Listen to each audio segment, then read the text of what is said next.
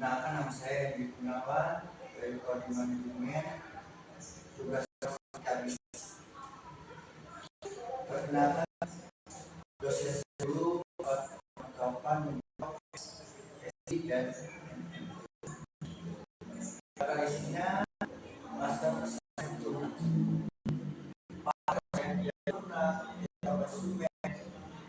Ketika dan latar belakang banyak faktor yang mempengaruhi dan menentukan kegiatan pembisnis. Pelaku etis kegiatan pembisnis atau yang penting demi tahan hidup bisnis itu sendiri. Pasar persaingan sempurna. Pasar persaingan sempurna adalah pasar yang di dalamnya terdapat banyak penjual dan pembeli. Mengutip dari buku Entrepreneurship Menjadi Pembisnis Dulu 2009 karya Edi Suerianto, pasar persaingan sempurna terjadi jika jumlah perusahaan dalam satu industri banyak dan berskala kecil. Contoh pasar persaingan sempurna. Contoh sederhana dari pasar persaingan sempurna adalah perusahaan beras, pasar buah dan sayur, pasar minyak wangi dan lainnya. Perusahaan beras yang memproduksi beras hanyalah suatu di antara yang banyak produk beras. Kontribusi perusahaan yang suatu terhadap produk beras secara keseluruhan adalah merupakan bagian kecil dari jumlah produksi yang sangat besar. Ciri-ciri pasar persaingan sempurna. 1. Jumlah pembeli dan penjual banyak. Poin kedua, faktor jasa yang diperjualbelikan bersifat homogen. Poin ketiga, faktor produksi bebas bergerak. Yang keempat, adanya kebebasan untuk mengambil keputusan. Yang kelima, pembeli atau penjual mengetahui keadaan pasar. Yang keenam, pembeli bebas keluar masuk pasar. Pengertian dan fungsi pasar bebas. Pasar bebas adalah suatu pasar yang menjual dan pembelinya mempunyai kebebasan untuk memutuskan kebijakan pedagang. Fungsi pasar bebas adalah memberikan kebebasan kepada masyarakat untuk melakukan berbagai aktivitas ekonomi, khususnya adalah dalam melakukan aktivitas dan orang. Selain itu, pasar bebas juga mempunyai fungsi yang baik dan memberikan informasi terkait dari harga dan juga kualitas permintaan barang. Tujuan pasar bebas, poin pertama meningkatkan pendapatan negara, poin kedua meningkatkan ekonomi negara, poin ketiga memperluas pasar sistem perdagangan, poin keempat sarana transfer teknologi, poin kelima memenuhi kebutuhan dalam negeri. Ciri-ciri pasar bebas. Poin pertama bisa dijalankan oleh siapa saja mulai dari individu, komunitas, dan perusahaan besar sekalipun. Poin kedua, terdapat pembagian kelas pekerja dan kelas pembeli modal bisa dipilih sesuai kebutuhan. Poin ketiga, adanya persaingan ketat. Poin keempat, harga barang dan jasa ditentukan oleh interaksi antara penawaran. Produsen memiliki kebebasan untuk memasuki dan keluar dari pasar sesuai dengan keputusan bisnis mereka. Dampak pasar bebas. Pertama, memberikan kebebasan melakukan kegiatan ekonomi tanpa adanya campur tangan pemerintah. Poin kedua, menentukan iklim persaingan dagang sehat. Poin ketiga, semua badan usaha dapat menguras sumber daya yang mereka miliki guna memperoleh keuntungan sesuai target. Poin keempat, membutuhkan kreativitas karena persaingan yang ketat sehingga sesuai pengusaha tidak berhenti menciptakan inovasi. Poin terakhir, melahirkan berbagai macam produk yang berkualitas. Dampak negatif pasar bebas poin pertama, menyebabkan perubahan dalam struktur ekonomi yang mungkin mengakibatkan pengangguran struktural, pemicu monopoli perdagangan, membahayakan perusahaan lain di industri sama. Poin kedua, merugikan perekonomian negara ketika menjadi perdagangan penggunaan produk milik negara lain. Poin ketiga, tadi ekonomi terakhir tidak stabil. Contoh pasar bebas.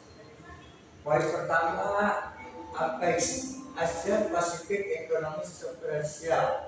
Poin kedua, CEFTA, ini adalah sebuah pasar bebas yang hadir dalam bentuk perjanjian. Poin ketiga, EU, European Commission. European Commission adalah suatu yang disingkat EU, adalah sebuah perjanjian bebas. Poin terakhir, Asia Economic Asian adalah sebuah pasar bebas yang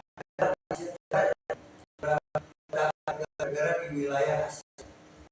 Pengertian dan cara aktivitas persaingan tersebut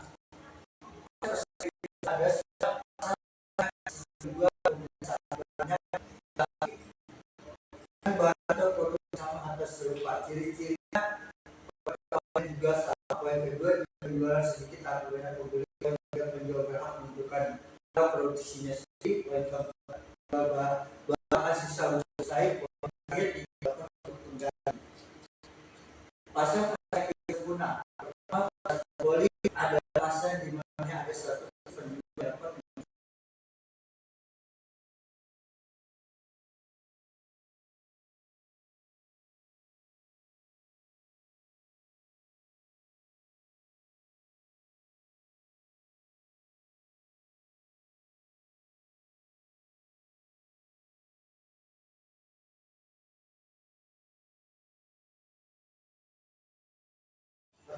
poin pertama, pasar monopoli. Pasar monopoli adalah sebuah pasar di mana haknya ada suatu produsen atau penjual yang dapat menguasai pasar dan melayani semua konsumen yang datang. Poin kedua, pasar oligopoli atau produk atau barang dijual bersifat homogen walaupun jumlah penjualnya banyak dan berbeda-beda. Poin ketiga, pasar monopolistik. Pasar monopolistik adalah salah satu jenis pasar memiliki jumlah produsen atau produk barang yang sama. Poin keempat, pasar monopsoni adalah sebuah pasar di mana ada banyak penjual tetapi jumlah pembelinya hanya satu saja. Pasar oligopoli adalah suatu jenis pasar memiliki banyak penjual dan beberapa pembeli saja. Kelebihan pasar persaingan tidak sempurna. Poin pertama, barang yang ditawarkan memiliki kualitas unggul. Poin kedua, penjual memperoleh keuntungan yang lebih besar. Poin ketiga, bisa mendorong untuk menemukan produk inovatif. Terakhir, bisa berkembang dengan cepat. Kekurangan pasar persaingan tidak sempurna. Poin pertama, adanya permainan harga pasar. Poin kedua, tidak ada alternatif lainnya. Poin ketiga, tidak diskriminasi harga. Poin terakhir adalah eksploitasi konsumen. Contoh pasar persaingan tidak sempurna. Salah satu contoh dari pasar persaingan tidak sempurna adalah pasar saham. Sebab harga saham dapat dipengaruhi oleh beberapa faktor, yaitu etika konsumen. Menurut Undang-Undang Nomor 8 tahun 1999 tentang perlindungan konsumen, pasal 1 butir 2, konsumen adalah setiap orang memakai barang dan atau jasa yang siap adalah masyarakat, baik bagi kepentingan diri sendiri, keluarga, orang lain maupun makhluk hidup lain yang untuk diperdagangkan menurut hobi konsumen. Konsumen atau konsumer adalah seseorang yang membeli barang atau menggunakan jasa seorang atau suatu perusahaan yang membeli barang tertentu atau menggunakan jasa tertentu. Perlindungan konsumen. Bentuk etika terhadap konsumen adalah dengan memberikan perlindungan konsumen menurut Undang-Undang Nomor 8 tahun 1999 pasal 1 butir 1. Perlindungan konsumen bertujuan antara lain, poin pertama, meningkatkan kesadaran, kemampuan dan kemandirian konsumen untuk perlindungan diri. Yang kedua, mengangkat harkat dan martabat konsumen dengan cara menghindarkan dari akses negatif memakai barang atau jasa. Poin ketiga, meningkatkan pemberdayaan konsumen dalam memilih, menentukan dan menuntut hak-hak sebagai konsumen. Poin keempat, menciptakan sistem perlindungan konsumen yang mengandung unsur kepastian hukum dan keterbukaan informasi serta akses untuk mendapatkan informasi. Yang poin kelima, membutuhkan kesabaran perilaku usaha mengenai pertimbangan perlindungan konsumen sehingga tumbuh sikap yang jujur dan bertanggung jawab dalam berusaha. Poin keenam, meningkatkan kualitas barang dan jasa yang menjalani kelangsungan usaha produksi barang. Yang ketujuh, Undang-Undang Perlindungan Konsumen telah diundangkan sejak tahun 1999 di bawah Undang-Undang Nomor 8 tahun 1999 tentang perlindungan konsumen. Perlindungan konsumen. Poin pertama, perlindungan Preventif adalah perlindungan yang diberikan kepada konsumen pada konsumen tersebut akan menggunakan untuk memanfaatkan suatu barang dan jasa tertentu, mulai melakukan proses penyelesaian dan jumlah barang dan jasa tersebut dan selanjutnya membutuhkan untuk membeli. Poin kedua, sedangkan perlindungan kuratif adalah perlindungan yang diberikan kepada konsumen sebagai akibat dari penggunaan atau pemanfaatan barang atau jasa tertentu oleh konsumen. Hubungan produsen dan konsumen. Pasar merupakan tempat bertemunya penjual dan pembeli jika diperhatikan hal yang asing lagi, karena banyak hal yang belum kita ketahui, yaitu tentang hak dan kewajiban penjual dan pembeli. Konsumen merupakan stakeholder yang sangat hakiki dalam bisnis modern. Slogan Discount ST menitik beratkan tugas pokok produs menyediakan jasa dan mengupayakan kepuasan konsumen. Kasus-kasus etika konsumen.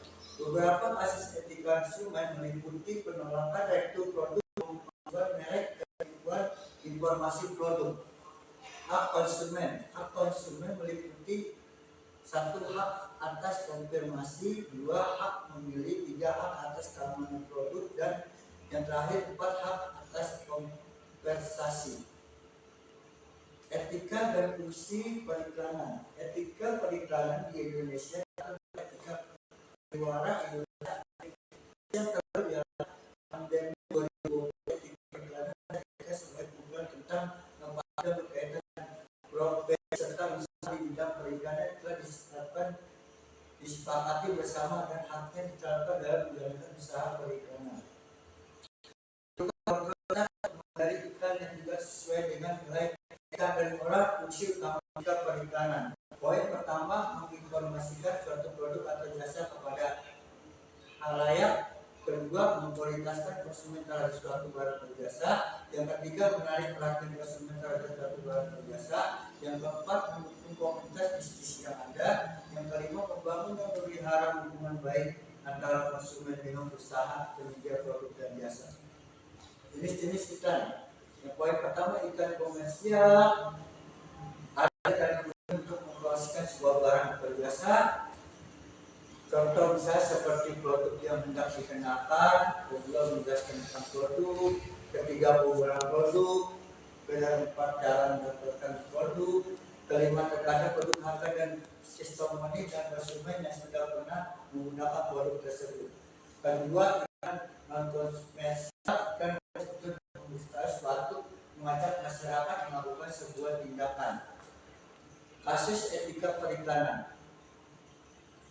SD Geber pilih aman. Iklan komersial pertama adalah dari salah satu penyedia jasa ojek online. Dan tujuan dari iklan ini sebenarnya baik, yaitu untuk mengingatkan para pengguna jalan mengenai keamanan dan berkendara. Tapi saya cara dulu oleh iklan tersebut selalu SD, yaitu dengan melibatkan seorang perempuan tengah berjalan, kemudian sebuah yang buka dan datang untuk penonton yang merasa bahwa tersebut tidak layak untuk dipertontonkan. Kasus-kasus etika periklanan. Iklan ini bukan ditegur oleh KPI, tapi diprioritas oleh masyarakat Nusa Tenggara Timur lantaran iklan tersebut dipandang sudah melecehkan masyarakat NTT. Mereka kemudian menyampaikan kondisi penolakan yang kemudian meminta iklan tersebut dihentikan penayangannya. Iklan tersebut mencerminkan kebiasaan desa atau NTT yang kurang menjaga kehidupan bersih. Karena hidup tidak bersih, suatu dari wanita hidup di NTT meninggal karena terkena diare. Iklan ini kemudian mengajak partisipasi untuk berdonasi dalam mengajarkan hidup bersih kepada warga desa. Hal ini dilakukan supaya masyarakat desa diketahui disayangkan hal yang sederhana. Ya, inilah dalam isi usaha tentang tadi saya mengenai persaingan dari. Ya, sekian, terima kasih dari saya. Buat topik budidaya. Wassalamualaikum warahmatullahi wabarakatuh.